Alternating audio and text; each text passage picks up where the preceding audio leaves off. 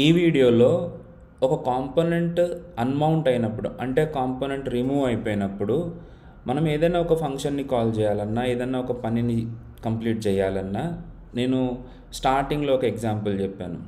ఏంటి? వంట వండడం కంటే ముందు ప్రిపేర్ చేయడం, తర్వాత వంట వండడం, తర్వాత కడగడం, క్లీనింగ్ కార్యక్రమాలు ఉంటాయి కదా, అలాంటి పనులు కూడా ఉంటాయి మన కాంపోనెంట్స్లో.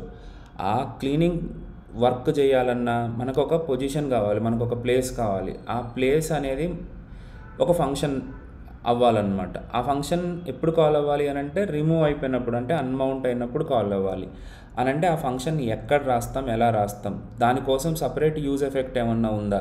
యాక్చువల్గా దానికోసం సపరేట్ యూజ్ ఎఫెక్ట్ లేనే లేదు.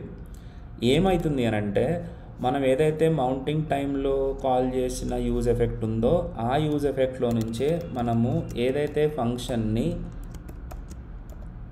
రిటర్న్ చేస్తూ ఉంటామో ఆ ఫంక్షన్ కాల్ అవుతుంది అనమాట. console.log of రిమూవ్ అయినప్పుడు కాల్ ఓకే. సో ఈ ఫంక్షన్ ఎప్పుడు కాల్ అవ్వాలి, ఎప్పుడు కాల్ అవుతుంది అని అంటే ఏ పర్టికులర్ టు డూ కాంపోనెంట్ అయినా రిమూవ్ అయిపోతుంది అనుకోండి అప్లికేషన్లో నుంచి, అప్పుడు కాల్ అవుతుంది అనమాట. ముందు ఎప్పుడు కాల్ అవ్వదు. ఒకసారి చూద్దాం.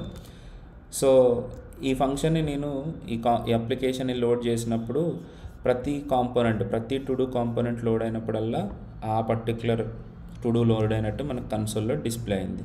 ఇప్పుడు ఎప్పుడైతే నేను ఇక్కడ పే బిల్స్ని రిమూవ్ చేస్తానో అప్పుడు మీరు అబ్జర్వ్ చేస్తే మనకు ఒక కన్సోల్ ప్రింట్ అవుతుంది. రిమూవ్ అయినప్పుడు కాల్ అవ్వు అని కూడా డిస్ప్లే అయిపోయింది. అంటే ఈ ఫంక్షన్ ఎప్పుడు కాల్ అయింది?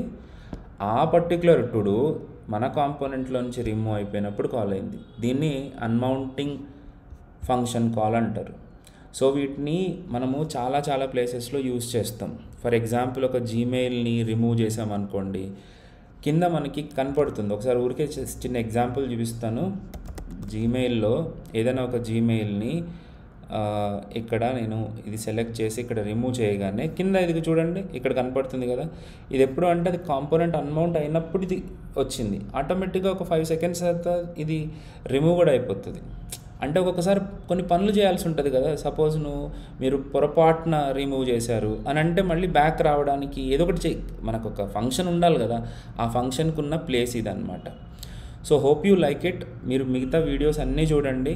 నేను నెక్స్ట్ సిరీస్లో పర్ఫార్మెన్స్ గురించి కూడా చెప్తాను. దాన్ని కూడా చూసి లైక్, షేర్, సబ్స్క్రైబ్ చేయండి.